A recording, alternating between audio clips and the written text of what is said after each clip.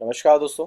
मैं प्रणव आप सभी का स्वागत करता हूं अपने वीकली निफ्टी बैंक निफ्टी के एनालिसिस वाले वीडियो के अंदर में। वीडियो चालू करने के पहले जैसे आप सभी को पता है, यहाँ पे जो भी मैं सारी चीज़ें बता रहा हूँ, जो भी एनालिसिस दे रहा हूँ, that is purely my point of view. तो मेरे एनालिसिस को ध्यान से सुनिए, पेपर पेन लेके बैठिए, नोट्स बनाते हुए चलिए, और जब भी आप इसके अंदर में कोई पोजिशंस बनाते हैं make sure you ask your financial adviser. So दोस्तों, लास्ट वीक मैं आपके सामने आया था एंड मैंने एकदम इतना क्लियर व्यू रखा हुआ था। पॉइंट नंबर टू, मैंने आप सभी को बता दिया था कि मैं अपने ट्रिप पे हूँ एंड मैं थोड़ा सा आने वाले दिनों में कम एक्टिव रहूँगा। पर जिस प्रकार से मुझे मैसेजेस पिछले 2-3 दिनों में आए हैं, मुझे देखो अभी भी मैसेजेस आ रहे हैं। मुझे ये मतलब ऐसा लगा कि एक वीडियो जाना चाहिए, क्योंकि आप सब लोग थोड़ा सा प्रॉब्लम में हैं, आप सब लोग डिसीजन नहीं ले पा रहे हैं। तो उस चक्कर में मैं अभी एक नया वीडियो बना रहा हूँ।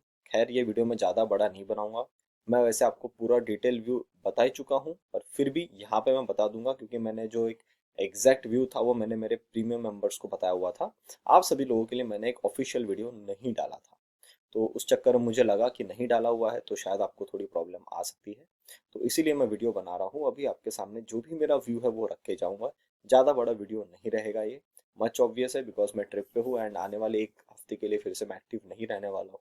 उसके बाद मैं थोड़ा थोड़ा एक्टिव होना चालू होऊंगा and once I come back to India, तो फिर जाके मैं अपना प्रॉपर जोन में आ जाएंगे हम लोग। तब तक वैसे भी मुझे लग रहा नहीं है कि मार्केट कुछ ज़्यादा बड़ा काम करने वाला है।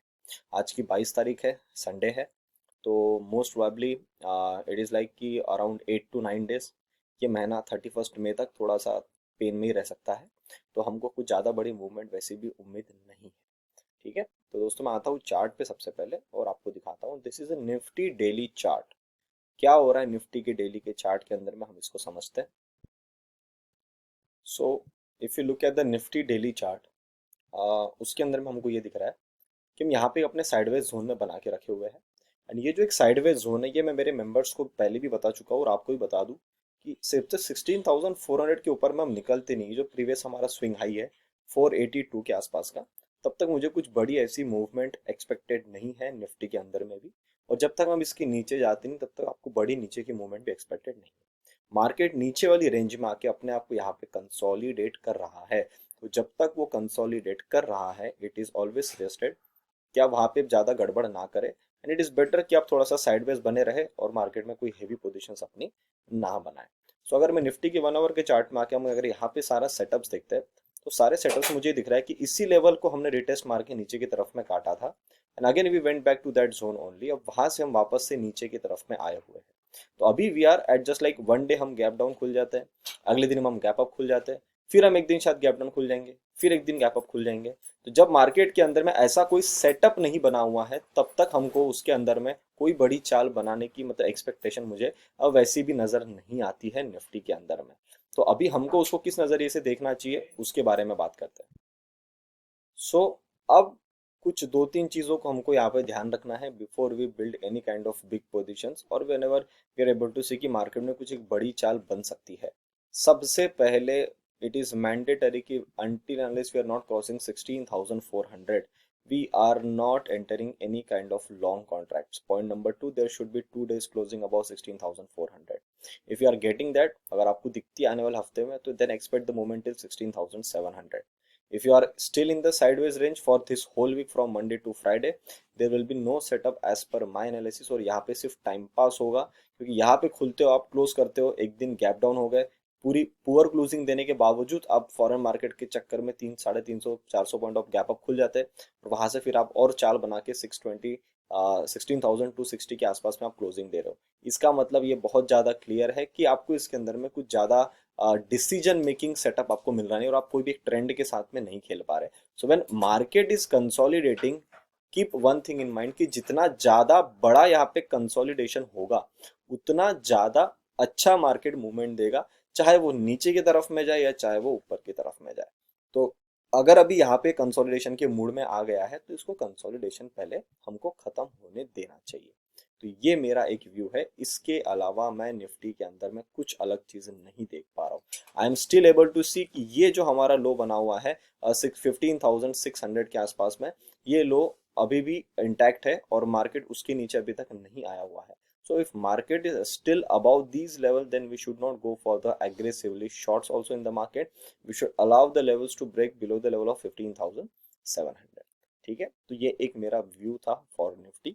अब मैं एक ओवरऑल व्यू आपको बैंक निफ्टी के लिए बता दूं। बैंक निफ्टी क्या कर रहा है सेम सेटअप में। अगर आप ये निफ्टी का चार्ट देखते हैं, ये देखिए, एंड आप बैंक निफ्टी का चार्ट देखते हैं सेम सेटअप में। बैंक निफ्टी के लिए रेंज कौन सी है? बैंक निफ्टी के लिए रेंज बनी है 34,800 से लेके नीचे में 33,000 तक। मतलब ऑलमोस्ट अगर आप देखेंगे तो 1800 पॉइंट की एक रेंज बनी हुई है। उस 1800 पॉइंट के अंदर में एक छोटी रेंज अगर आप कंसिडर करना चाहते हो तो वो छोटी रेंज बनी हुई है 34,500 के आसपास से, और जो 33,000, मतलब तो भी आप पकड़ेंगे मोटा मोटी तो 1500 पॉइंट तो कहीं नहीं गए।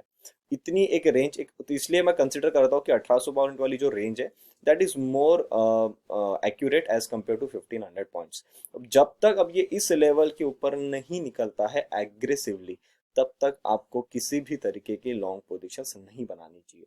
शॉर्ट्स के लिए मेरा स्ट्रिक्ट मानना है, अगर ये रेंज नीचे की तरफ में कट जाती है, expect the target of 32,000 till 31st of मे।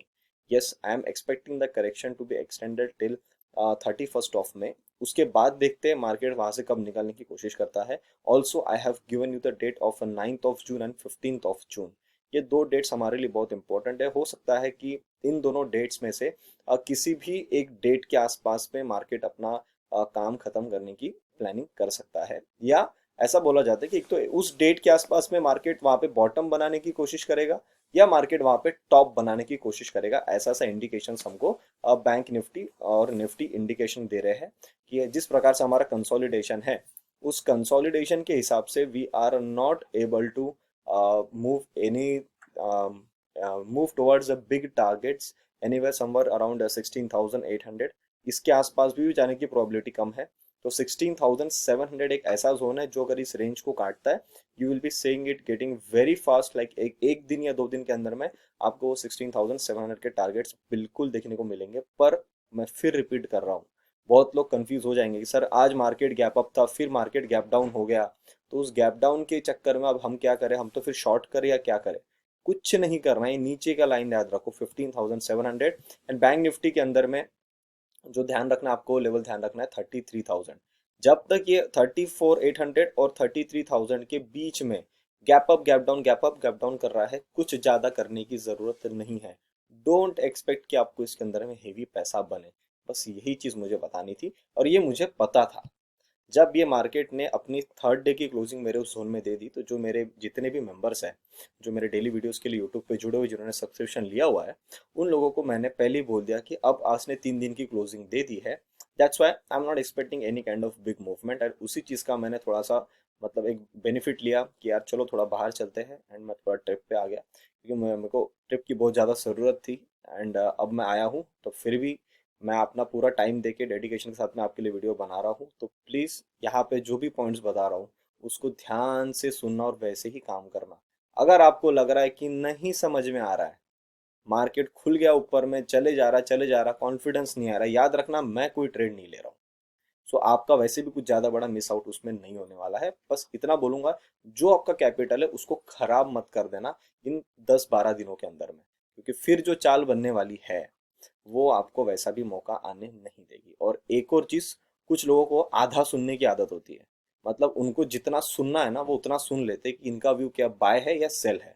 कृपया मेरे वीडियोस में जो भी मैं पॉइंट्स बता रहा हूँ उसको पूरा ध्यान से सुनना कि मैं कब बाय बोल रहा हूँ, कब सेल बोल रहा हूँ, उसके पीछे कंडीशंस क्या है। ठीक है, अगर आपको राइट टर्न मारना है तो आप इंडिकेटर बिना दिए सीधा मुड़ नहीं जाते हो ना। आप इंडिकेटर देखते हो, हाथ देते हो, देखते हो पीछे कोई गाड़ी फास्ट आ रही है या नहीं आ रही है, फिर आप अपनी टर्निंग लेने के लिए स्टेयरिंग घुमाते हो, फिर गाड़ी घुमाते हो, करेक्ट? तो कुछ लोगों को ऐसा चाहिए कि मैं जहां खड़ा हूँ रोड पे चल रहा हूँ, सीधा मेरी गाड़ी यूटर्न मार के पीछे में ले लो। Not possible. यहाँ पे आपको टिप या कोई कॉल, ये मैं सर्विस यहाँ पे प्रोवाइड नहीं कर रहा हूँ, आपको मेरा व्यू दे के जा रहा हूँ। ठीक है, तो प्लीज उस व्यू को समझना और एक मैच्योर ट्रेडर की तरह काम करना। इमैच्योर ट्रेडर की तरह काम मत करना। सर आपने बोला था नीचे आएगा, ये मार्केट गैप अप खुल गया। अरे भैया गैप अप खुला पर गया नहीं है, उसी रेंज में टाइम पास कर रहा है, और वो कर रहा है। Let him do the time pass. मेरे को उसमें कोई लेना देना नहीं, हर दिन वो गैप अप खुले गैप डाउन खुले। आप सभी को पता है I am the man of my levels. मेरी लेवल्स जब तक नहीं कटती है, I don't place any kind of single orders. Same goes for you also.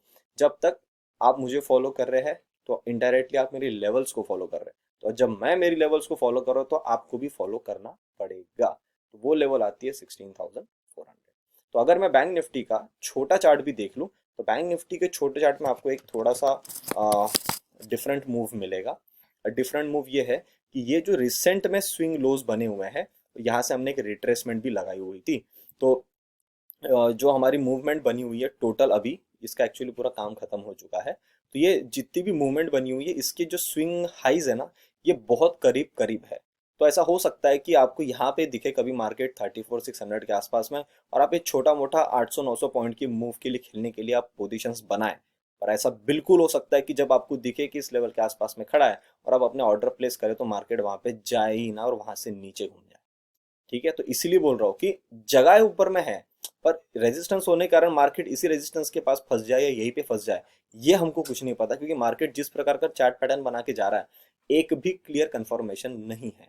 इसमें वही आदमी पैसा बना रहा है जिसको जुआ खेलना है कि चल खेल के देखते हैं क्या मूवमेंट बन रही है, बना लेंगे। तो उनका पैसा बन रहा है, वो टेम्पररी मनी बनेगा। अगर आप देख रहे हो कि आपको इंट्राडे में 5 मिनट में 15 मिनट में सेटअप मिल रहा है, उस पर खेल रहे हो, बहुत बढ़िया। पर उस पोजीशंस को कैरी फॉरवर्ड मत करके आना, वरना फिर वो आपकी जुआ वाली बेट हो जाएगी कि आपको लगेगा कि यार देखो इतने अच्छी क्लोजिंग दिया, ऊपर जा सकते हो, और आप देखोगे सर ये गैप डाउन खुल गया। करेक्ट। तो ये गिरते हुए सेटअप में अगर गैप अप खुल सकता है, तो चढ़ते हुए सेटअप में गैप डाउन भी खुल सकता है। तो ये व्यू मैं आपको बताना चाह रहा हूँ about Nifty and bank Nifty. अब मैं क्या करता हूँ, थोड़ा सा बाहर के मार्केट्स देख लेते हैं, एंड उसके बाद में मैं आपको अपना व्यू क्लियर करवा दूंगा।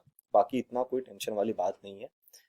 आ, और यार जस्ट अ मिनट, उसके पहले अपने को डेटास देखना पड़ेगा। सो डेटा देखना है तो ये अपने अपने टेलीग्राम चैनल पे आ गए। मैं जो भी लोग नए हैं उनको बता दूं, we have a Telegram channel that is dedicated investments on Telegram. अब वहाँ पे आके आप बिल्कुल जुड़ सकते हैं। वहाँ पे मैं सारे अपने व्यूज जो होते हैं इंट्राडे बेसिस पे सब कुछ वहाँ पे शेयर करता हूँ। तो सर यहाँ पे अगर मैंने डेटा की शीट्स डाली है, तो डेटा की शीट्स के अंदर मुझे दिख रहा है कि क्लाइंट्स ने अब अपने थोड़े से लॉन्ग हटाना चालू कर दिए हैं। शॉर्ट्स इन्होंने थोड़े से बीच में बढ़ाए तो थे, पर इन्होंने शॉर्ट्स भी घटाना काम किया। मतलब ये थोड़ा सा वेट एंड वॉच वाली मूड में आ गए। पर यहाँ पे एक अच्छी चीज समझने वाली क्या है कि इन्होंने अपने लॉन्ग कम कर दिए। मतलब जो ऊपर मार्केट जाएगा उसके ऊपर से इनका विश्वास उठता हुआ जा रहा है। Good thing. डीआईस इन्होंने अपने लॉन्ग्स बढ़ा दिए हैं because these are the value investors, and इन्होंने अपने जो शॉर्ट्स को घटाना कम कर दिए। Again good thing. What are FIIs doing? या I like this kind of movement. FIIs अपने यहाँ से लॉन्ग बढ़ा रहे हैं और यहाँ से अपने जो शॉर्ट्स है वो अभी और कम करते हुए जा रहे हैं।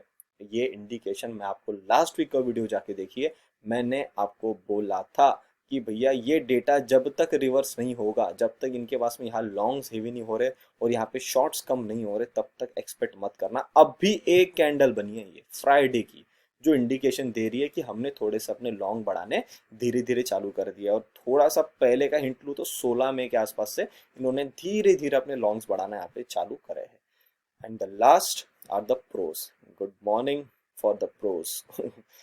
प्रो अपने जितने भी है लॉन्ग सब खत्म कर दे, इनकी सुबह अभी हो रही है और ये शॉर्ट्स में रुके हुए हैं, और अभी इनका ग्रेजुअली ना शॉर्ट्स बढ़ना चालू हो जाएगा as per the chart setup जो मैं देख रहा हूँ। तो अब ये है इनकी सुबह होने वाली, इधर शाम हो गई, अब इधर सुबह होने वाली है।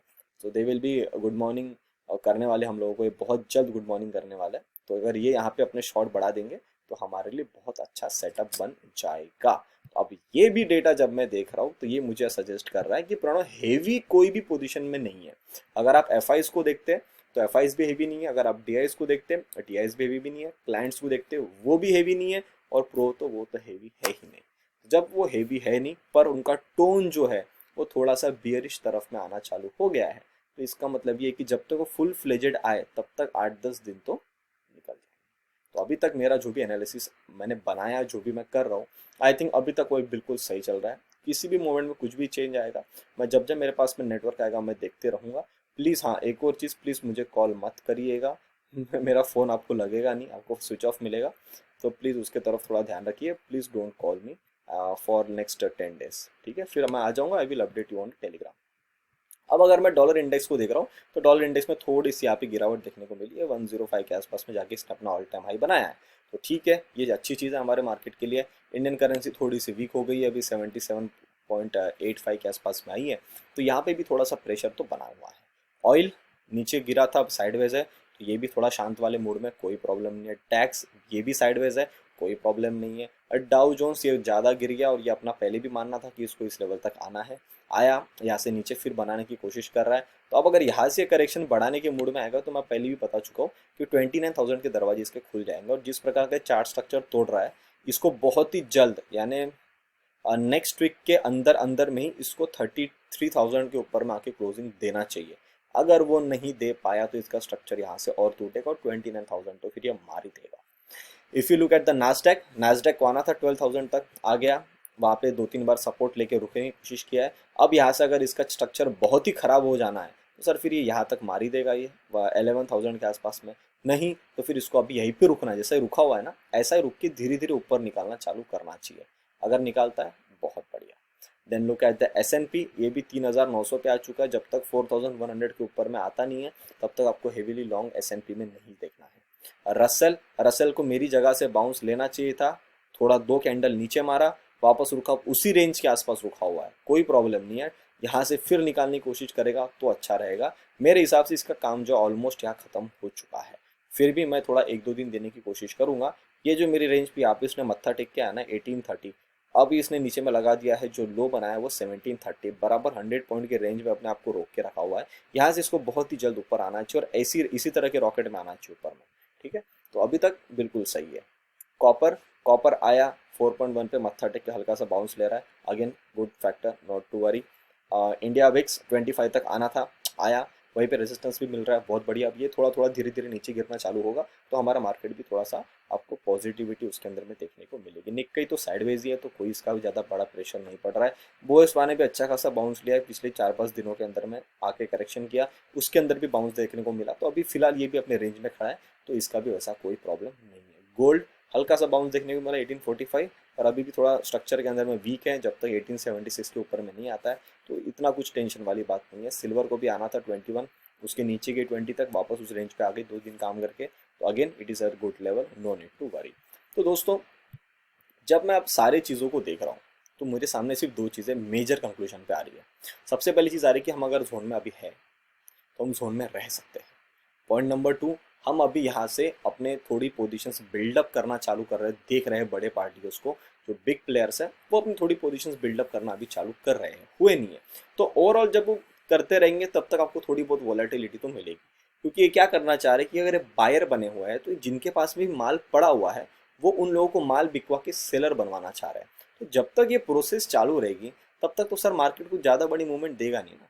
वन साइडेड मूव खेलने के लिए आपको कभी भी सारा काम खत्म चाहिए पीछे का, तो अभी तक काम खत्म नहीं हुआ है, अभी वो खत्म होने के प्रोसेस में आ रहा है। तो बस यही चीज़ मुझे आपको बतानी थी। आई होप मैंने आपकी सारी क्वेरीज क्लियर कर दी है। And it's around I think 1 o'clock, sorry 12:45 in India, यहाँ पे सुबह के 10 बजे हुए अभी। तो जब तक ये वीडियो आएगा मेरे हिसाब से आपको ये 2 o'clock तक मिल जाना चाहिए, if everything is going well as per the internet connection and all. मुझे थोड़ा बाहर ट्रैवल भी करना है, तो अगर सब सही है तो 2 बजे तक आएगा। थोड़ा लेट आ जाएगा तो आप समझ जाना कि थोड़ा इंटरनेट कनेक्शन का इशू था, इसलिए मेरा वीडियो लेट आया। ठीक है दोस्तों, उम्मीद करता हूँ जो भी सारी चीज़ें मैंने आपको बताई समझाई समझ में आई तो वीडियो को लाइक बटन जरूर दबाइए, अपने विचार कमेंट सेक्शन में बताइए। तब तक के लिए आप सब लोग देखते रहिए डेडिकेटेड इन्वेस्टमेंट्स। हम मिलते हैं बहुत ही जल्द अगले वीडियो में, तब तक के लिए नमस्ते।